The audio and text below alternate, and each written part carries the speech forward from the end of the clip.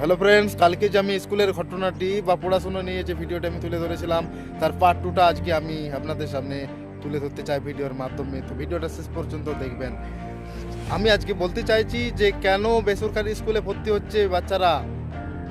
সরকারি স্কুল ছেড়ে বড় করে ছেলেমেয়েরা কেনই বা বেসরকারি স্কুল ভর্তি হচ্ছে। আবার মধ্যবিত্ত পরিবারের ছেলেরা হচ্ছে, ছেলেমেয়েরা দেখছি যে পড়াশোনা হচ্ছে না সরকারি স্কুলে, বেসরকারি স্কুলে ভর্তি করি তাদের ভবিষ্যতের কথা নিয়ে তারা মাথায় রেখে বেসরকারি স্কুলে ভর্তি হচ্ছে। বেসরকারি স্কুলে মাস্টারদের বেতন কম, কিন্তু সরকারি স্কুলে বেতন বেশি।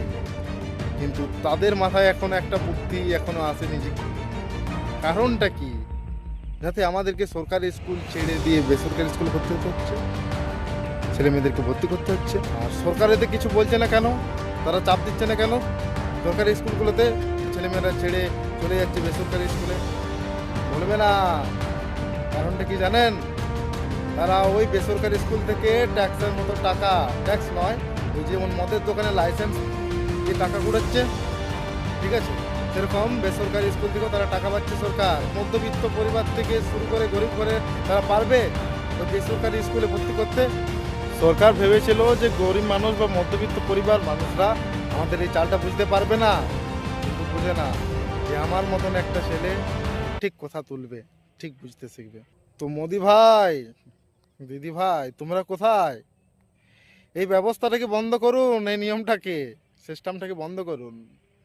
মদের দোকানে খাচ্ছেন খান, বালির কাছে খাচ্ছেন খান, যেখানে খাচ্ছেন খান। গরিব মানুষের জামা কাপড় থেকে খাতা পেন, মরতে গেলে বীজ থেকে ট্যাক্স কাটছেন কাটুন, কিন্তু ছেলেদের ভবিষ্যৎ নিয়ে খেলবেন না, পড়াশোনা নিয়ে, ঠিক আছে?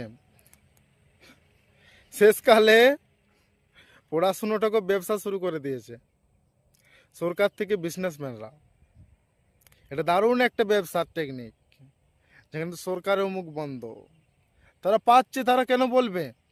তারা চায় যে আমাদের এই সরকারি স্কুল থেকে বেরিয়ে গিয়ে বেসরকারি স্কুলে ভর্তি হোক, তবেই তো আমরা বেসরকারি স্কুল থেকে টাকা পাবো।